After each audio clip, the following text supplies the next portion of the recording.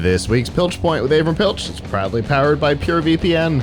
If you want to keep your browsing history private online, a VPN is a great way of doing that. And PureVPN, right now, if you go with a short-term contract, oftentimes we've been talking about long-term pricing. If you do a 2-year right now, you can actually get it for $3.33 a month, which for 2 years is a really great deal. And what it does is it gives you the ability to keep your browsing history private from both your ISP and Facebook, Google, those guys. But it also gives you the ability to report different locations. So if you want to, from say Canada, watch a show here in the US, you can use that on the VPN. And to find out all about that, you can go to pilchpoint.live/purevpn.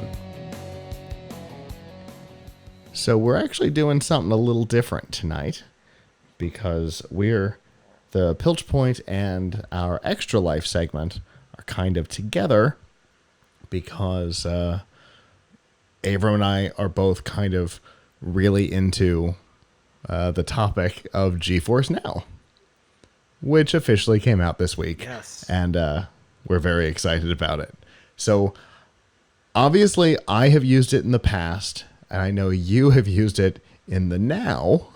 So what have your experiences been? I've used GeForce Now and then. So let's take a step back for anyone in our audience who is not familiar with GeForce Now, as a lot of people, even very tech savvy people, have not been. So we all know about streaming services, game streaming, actually cloud gaming, we should call it game streaming, not to be confused with people streaming their gaming. Right. We're not talking Twitch and Mixer. We're talking things like Project xCloud and services like that. So this has been tried several times over the years. The concept is a good one, which is your computer is not good enough to play PC games, or to play the latest PC games, or to play them at the highest settings. So why don't we let you basically use a remote computer to play your game, and then you have, as long as you have a good internet connection, you can have an ancient, really crappy computer, or even use something that's not a computer, like a phone or a tablet, to play high-end PC games remotely. It's been tried many times, and it's being tried again. We know all about Google Stadia trying it and not coming out so far, not being so impressive. We know Microsoft is working on this with Project xCloud. There used to be services like one called OnLive that did this, and Nvidia has quietly been testing in a public beta its own service called GeForce Now since 2017. So they've actually it's been around. If you got into the public beta, which they said I think about 300,000 people did, and I got access to it last spring. What you got the opportunity to do is play one of, I think it supports over 1,000 games, and you are playing them on a remote computer that has a pretty decent Nvidia graphics card. They won't tell you what. Now while it's really clear that you're on a PC when you do it, you're on a computer somewhere when you do it. There's not like a Windows desktop or something for you. What you do is you have an Nvidia GeForce Now app on your computer or your phone, or even an Nvidia Shield TV set-top box, and then you use that to launch the game of choice, and it will ask you for a login in Steam or Epic Game Launcher or whatever the launcher is for that particular game, and you have to own that game already.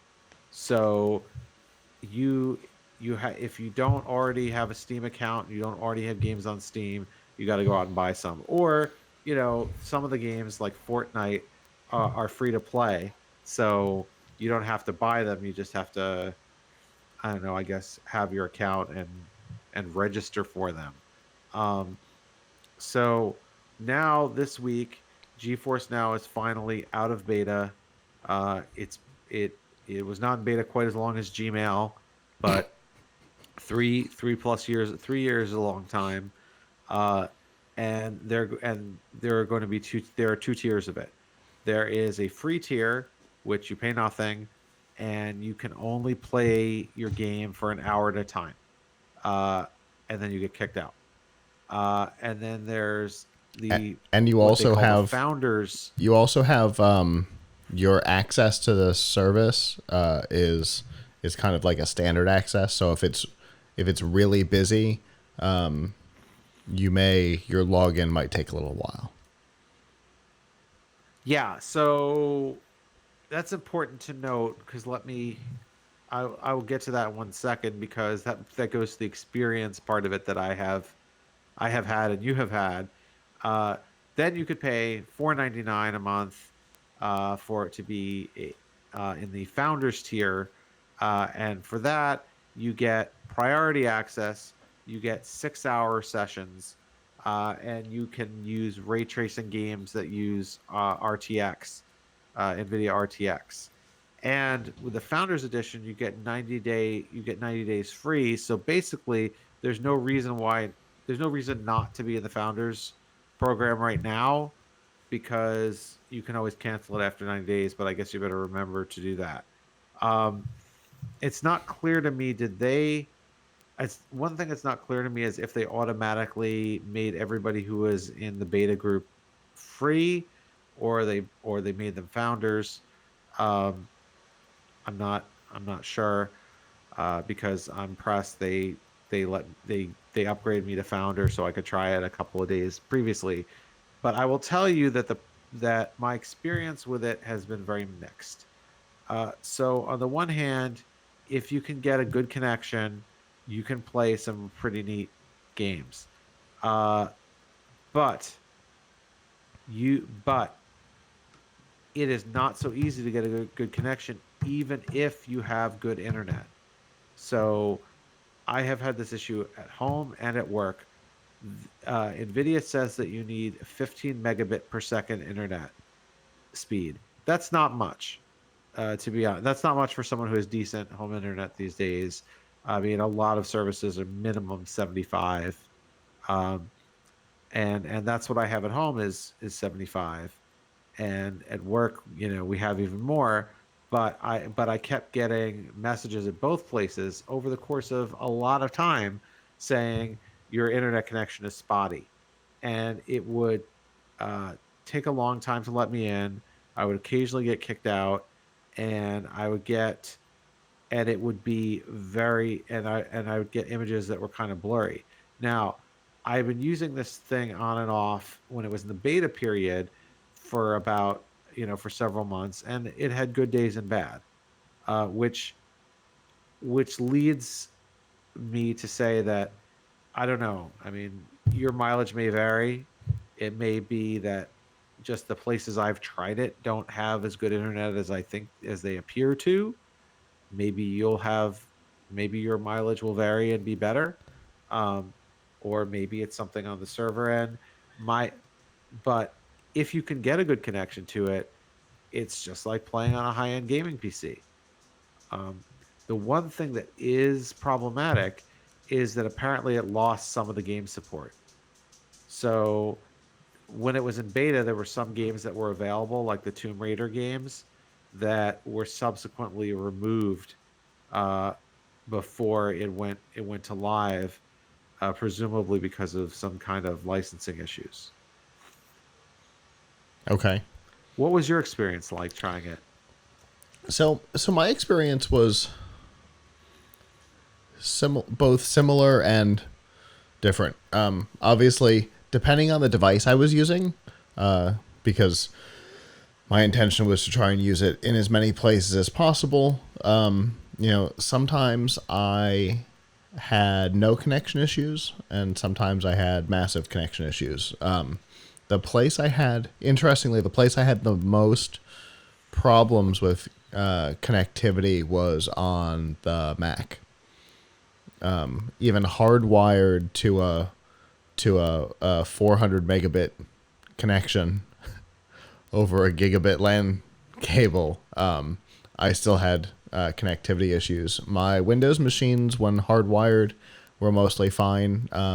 The Surface Book and the first gen Surface Pro both choked on Wi-Fi a little bit. Interestingly, my Android device, I never had connectivity issues on when on Wi-Fi, but obviously on cellular it choked pretty good.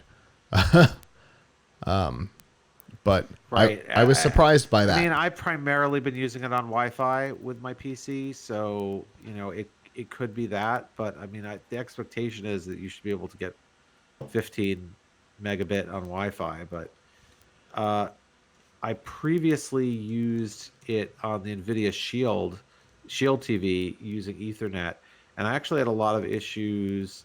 Although it wasn't the latest Shield, I was previously had a bunch of issues with it over Ethernet on um, on Nvidia's own hardware, the Shield TV, which was surprising. I've talked to Nvidia about these things, and they say that shouldn't happen. So, I mean, we are actually going to have somebody do a more long-term test of it to see how reliable it is over time. Now that it is launched, Hmm. and be more scientific about going to different locations to try for an article on Tom's Hardware. Uh, I think overall, though, it is the by far the best the best service out there if you can get the good connection to it. I am a little concerned about the fact that some titles some important titles aren't available on it, particularly because you're the one who has to pay for it. So it's not like it's no charity. I mean, you are when you pay for a GeForce Now, you're not paying for the games. Right. You're just paying basically to rent a computer on the other end. Virtual infrastructure. Um, yeah.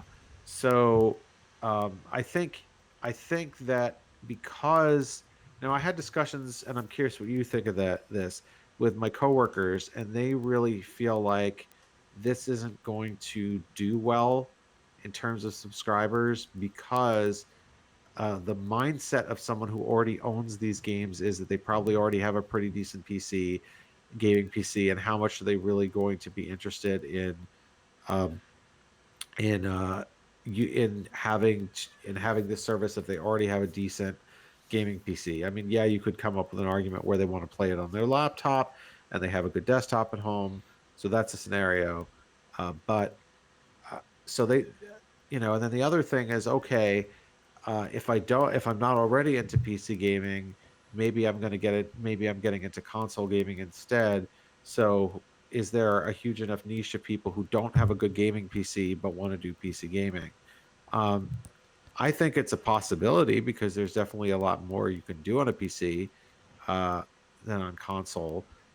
So, it's possible, but I think the fact that you have to go out and buy your own games and there's not really a follow through with it. It's not like, oh, here I launched my GeForce Now app and then there's a store for GeForce Now that I can go into. It's oh, you want a game, go to Steam. Hmm. Uh, then come back and use GeForce Now to log into Steam. So I think to get this really to be a successful model, the company that does it, I think will probably be a company like Amazon or Microsoft or Google, and they will have to tie in cloud gaming to a library, or at least to making it really easy to and seamless to buy the games. Yeah, and I I like this idea. I like the because the number one complaint with Stadia has been the fact that even if you already own the game, you have to buy it again for Stadia, which makes that a much less appealing concept. But like you said over here, there's no like integrated experience. Yes, it's nice that if you own some games on Steam and some on Epic and someone Uplay, or BattleNet. You can integrate them all into one UI. Yes, that's nice, but I can't actually do things through it. I have to go to those and then come back. And so I'm with you, but I think xCloud is the one that's gonna end up taking the prize, because they've already got the catalog. I've already got my game catalog. Microsoft already knows what it is. I've got it for both PC and for Xbox One and 360. I've got hundreds of games in my thing, and I can push from my own hardware on the Series X. I'll be able to push from my own hardware out, or from virtual hardware out. There's lots of options. It's all going to have that integrated Xbox gaming store. I think xCloud in the end will be the one that manages to do it, because of that integrated everything. the marketplace, the infrastructure, the whole thing. But I think this is more closely aligned with what people had hoped that Stadia would have been, and wasn't. The conversation that I'm seeing online is definitely surrounded by the idea that I don't have to rebuy games. If I want to play it on my PC, on my gaming PC without all the streaming stuff, I have to buy it on Steam. And if I want to play it through Stadia, I also have to buy it on Google. And people have not been down for that. But here, if you want to play it on your big PC, you buy it on Steam. And if you want to play it on your Android device out in the wild, hey, you're already on it. So, I think this is closer to what people were looking for with what they'd hoped for Stadia. But I think the structure around xCloud is going to be the one that ends up taking the cake. Yeah, I have to say though, I always have mixed feelings about these services, about cloud gaming services, because they're obviously, if they work well, a good thing for consumers. They allow you to play high-end stuff, high-end games without high-end hardware. But they also, if they work too well, and this, I'm just going to tell you, I got a vested interest here. If they work too well, people wouldn't want to buy, wouldn't need to buy good hardware for the home again, because there's, oh yeah, I'll just use this really crappy computer to play to play my games because they're all in the cloud. I mean, I don't think we're very so I'm somewhat heartened that it doesn't work fantastically well, because if we ever got to the point where your computer could just be a dumb terminal and get like ray traced really good quality games, gaming experience over the internet, it would take some of the fun out of owning your own hardware, building your own hardware, things like that. But we've been hearing about computers are going to become dumb clients, dumb terminals for years, and it hasn't happened yet. Right. But kudos to Nvidia for actually doing things the way that PC gamers want it. I think they just need to make sure that the connectivity is there, particularly for people who are founders, and the games are there. True. Yeah, for sure. And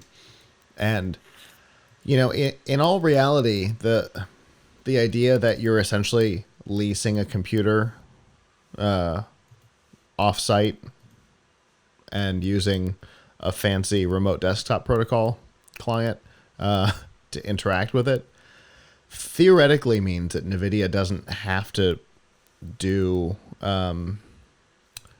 licensing on the games, which makes it an interesting scenario. They might be obviously working with game manufacturers to make sure things work well and things like that. But I can put a But it seems that they do, right. because there were a number of games that were on it that subsequently, which they didn't say officially why it happened, that subsequently left the service, like the Tomb Raider games.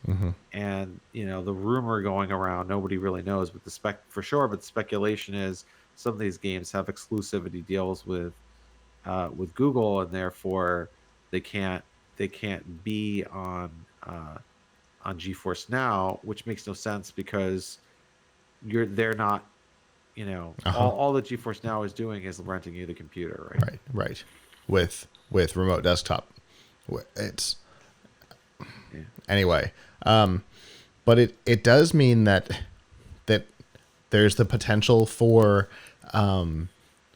small publishers, for indie publishers, to be able to get in on this in a way that they could never get into Stadia. They could never get, possibly, depending on how xCloud works, may or may not be able to get into something like that, but could never get into Stadia. So you might see, little titles like the ones that my team have been doing reviews on. My Beautiful Paper Smile and Macrosis, the weird little rabbit game that I played. A King's Quest. These, games from small publishers. You might actually see them with support on this platform in a way that you never would have seen support on a proper license type situation.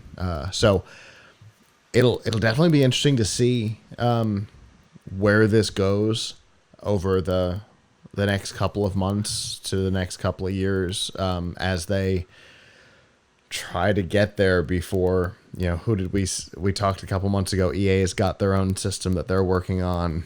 Obviously Google's got theirs. We know Microsoft's got xCloud coming soon, probably to coincide with the launch of the Series X this holiday. We've got a lot of these things coming, and for Nvidia getting out there first might be the best decision they've made. So, did you say that you guys, that you've already got content out there on this? Yes. So we have an article about it that I put up last week, and we are also doing a long-term test to see how it performs over time. That's a great idea. I look forward to seeing the article. Go to tomshardware.com. But we will have something more definitive within a few weeks.